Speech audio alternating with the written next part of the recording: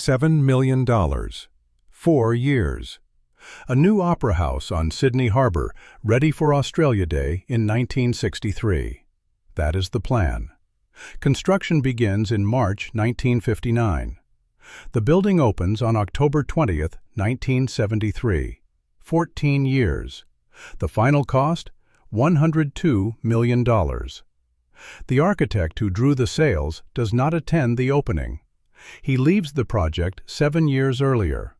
The Sydney Opera House is not an abandoned building.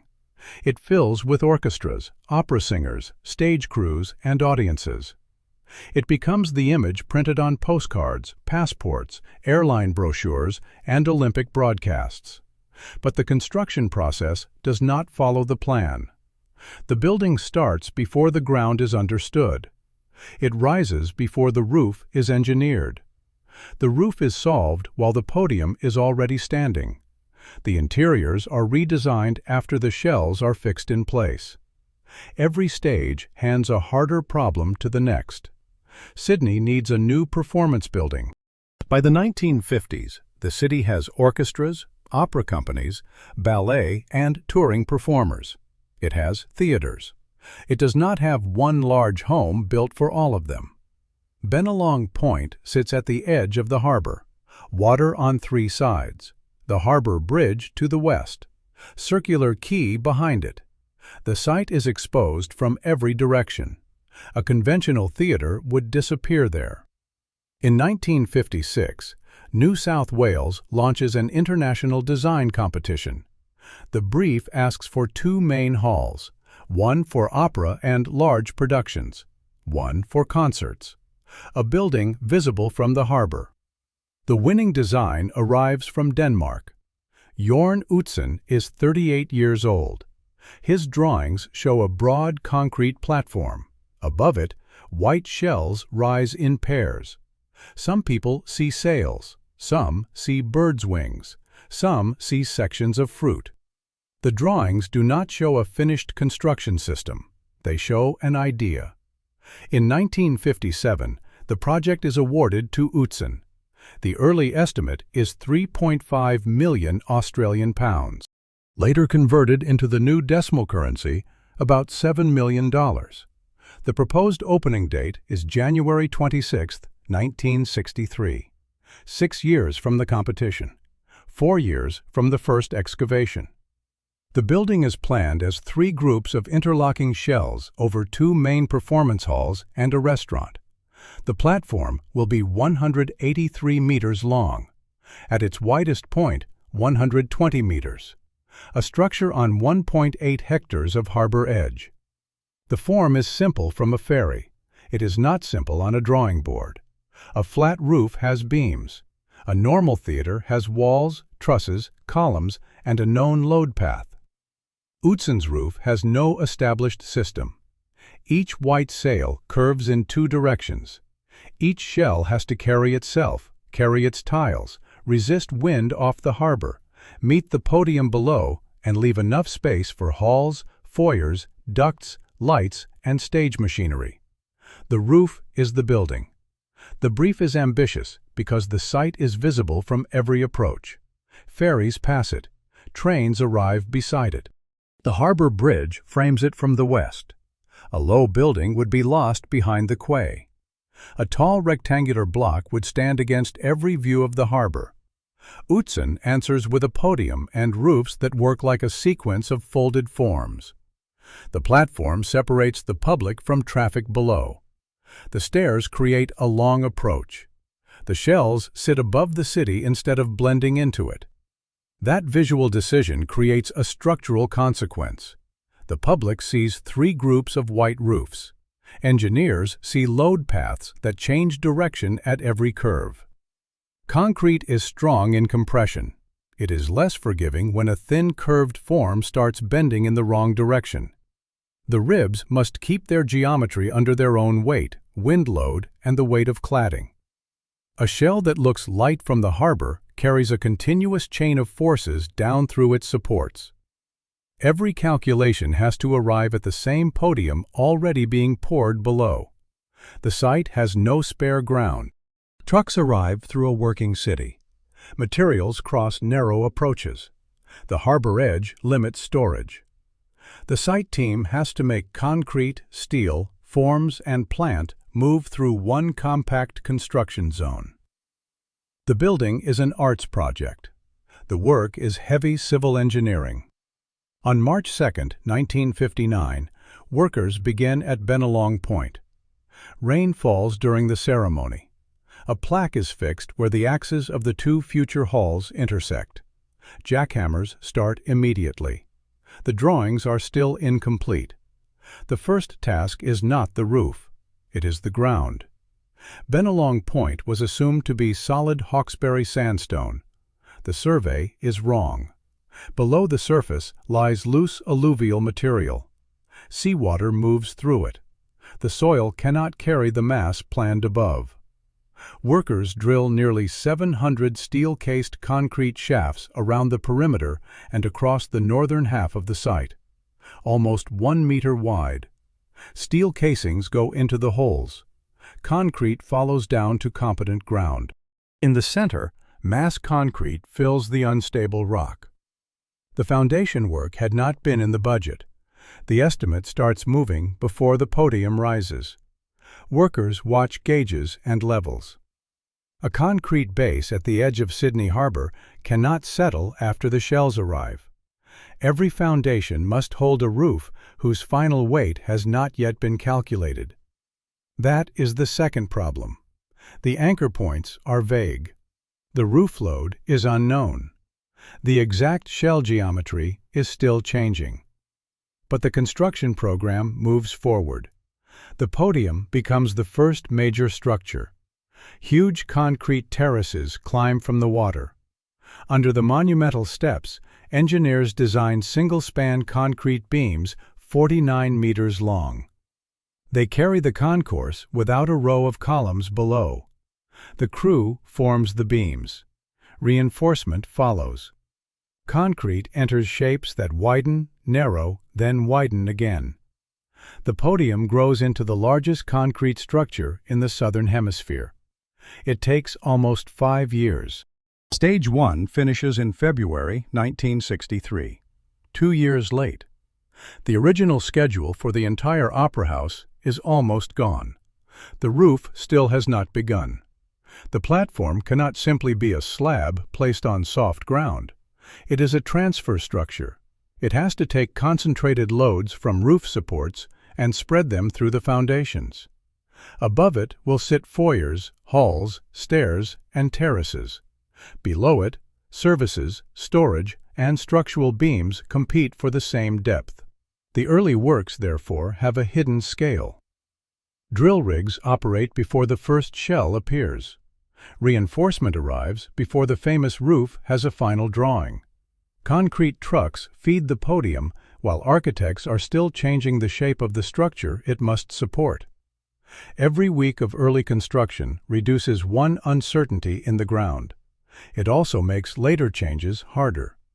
Once a beam is poured, a different roof load cannot be solved with a fresh sketch. It has to be solved with reinforcement, added concrete, revised supports, or a changed geometry above. The project is now committed to a building whose most visible feature still has no final construction method. Across the harbor, Sydney has already built another structure on a far more stable sequence. The Harbour Bridge began in 1924 and opened in 1932. 8 years. Its steel arch crossed 503 meters. About 1,400 laborers drove 6 million rivets through 53,000 tons of steel. The bridge was hard. It was dangerous. It was enormous. But the arch had a defined geometry before the two sides began rising from the water. The Opera House does not have that advantage. The podium is already finished. The shells still exist as a question. Utzon and the engineers at Ove Arup and Partners test model after model. Parabolas, ellipses, freeform curves. Each version looks close to the competition drawing. Each version creates a manufacturing problem. A shell cannot be built efficiently if every rib has a different curve. A precast yard cannot make thousands of unique molds. A crane crew cannot lift parts that never repeat. A tile pattern cannot sit cleanly across a surface that changes shape every few meters. The roof needs one geometry, not one visual shape, one repeatable rule. For 4 years, architects, engineers, and builders work through the problem. Physical models fill offices. Calculations move between Sydney and London. Early computer analysis helps test forms that would take months to calculate by hand. Then, the solution changes the project. Utzon finds that the shell forms can be derived from sections of one sphere. Different shells, one constant geometry. A curved rib for one roof can be cut from the same spherical family as a rib for another. The profile changes by position. The manufacturing logic stays repeatable. The sails can be prefabricated. In January 1962, Utzon submits the Yellow Book. 38 pages. Plans, sections, elevations, precast ribs, and tiling details. The roof now has a system. The spherical rule changes how the site works. Instead of shaping wet concrete high above the harbor in one-off timber forms, the team can build parts at ground level. A dedicated yard produces repeatable elements. A curved rib is made from precast pieces. Steel tendons pass through the assembled rib. Hydraulic stressing turns separate segments into one structural arch. Temporary steel erection arches hold the ribs while the permanent system takes load. Survey crews check position after each stage. A small error at the base becomes a large error at the crown. The next piece cannot be placed until the previous line is correct. Wind tests follow. The roof has to survive gusts that strike one face of a sail and lift the other. Tile fixing has to survive the same cycles. Drainage has to work without breaking the clean silhouette.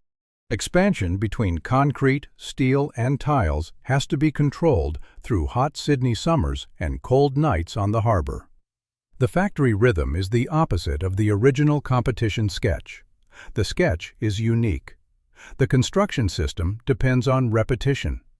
A roof that looks like a single flowing sculpture is built from thousands of decisions made one segment at a time.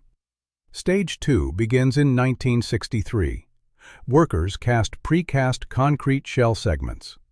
Crane crews lift the segments into place along curved arches. Each new segment meets the previous one. The ribs climb from the podium. The shells begin to close. From the harbor, the building finally looks like the competition drawing. From the site, it is a sequence. Concrete rib, steel tendon, temporary support, survey check, next rib. The crew locks the pieces together above the water. The shells are not thin cloth. They are reinforced concrete structures. Their curves carry load downward into the podium. Their edges meet in high arches. Their outer surface has to resist sun, rain, salt air, and wind. The roof also needs a finish.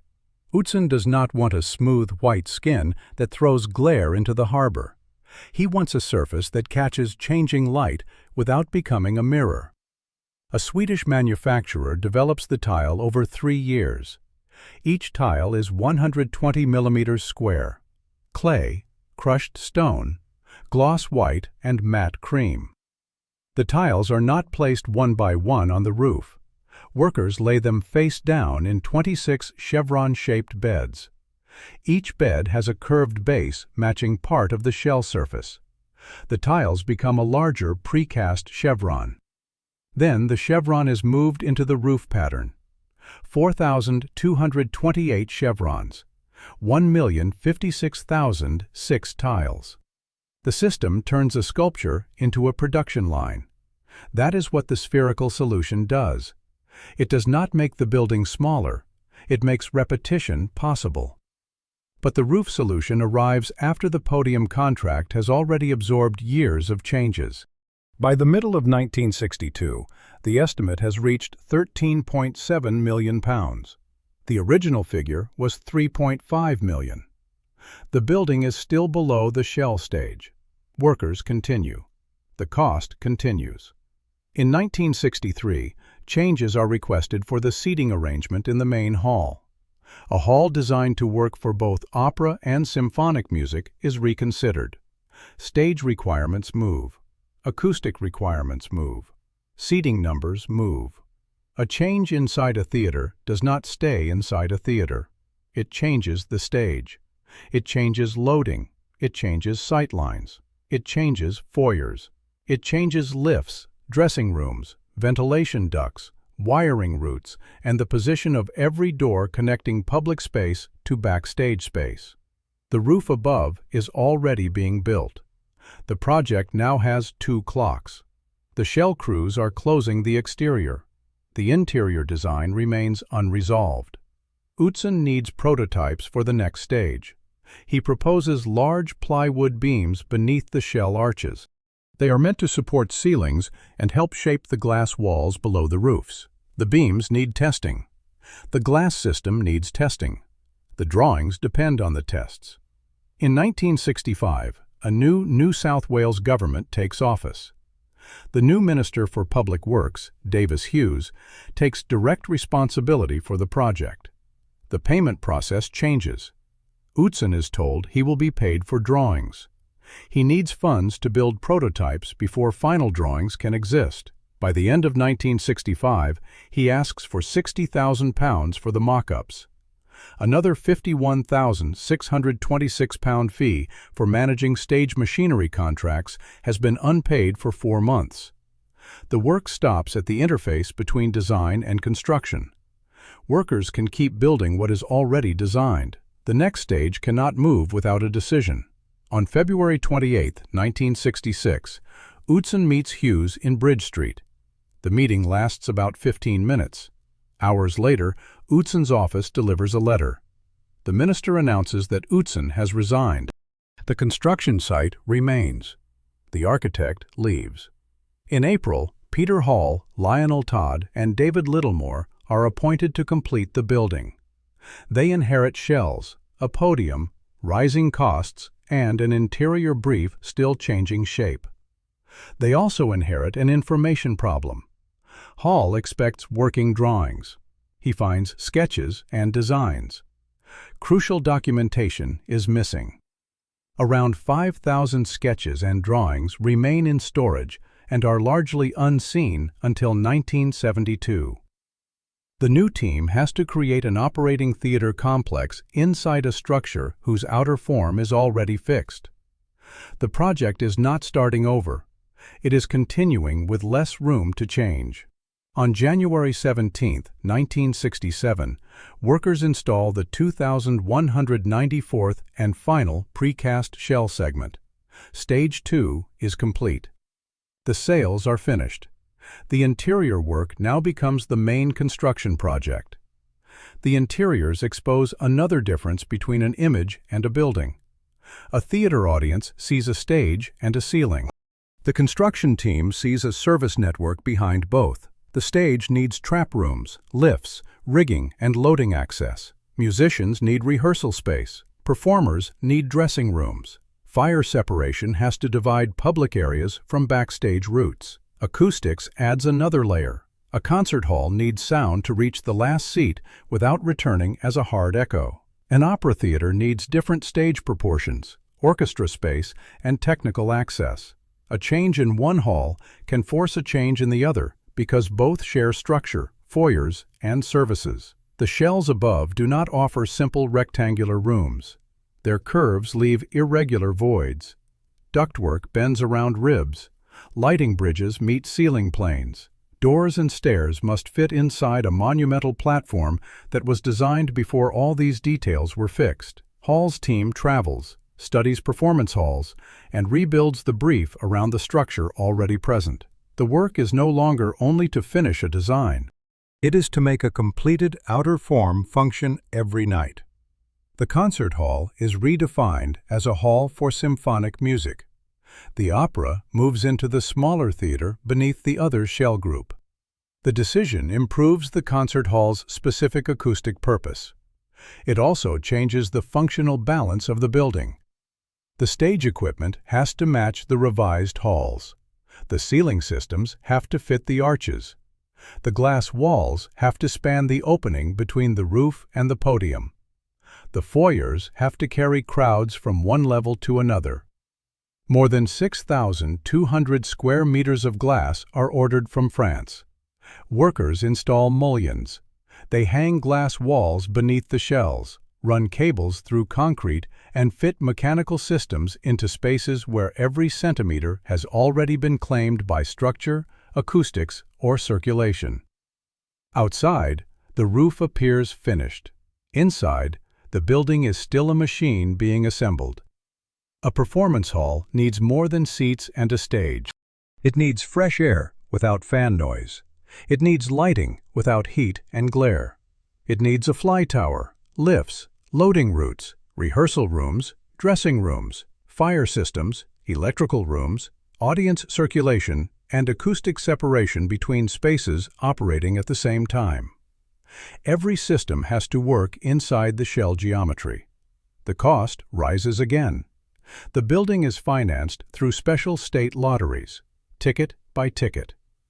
Between 1957 and 1986, 496 lotteries sell 86.7 million tickets. The proceeds raise $102 million. The construction bill is paid by a funding system that continues after the opening ceremony. The lottery funding creates its own construction rhythm. A ticket is sold far from the site. Money enters the Opera House account.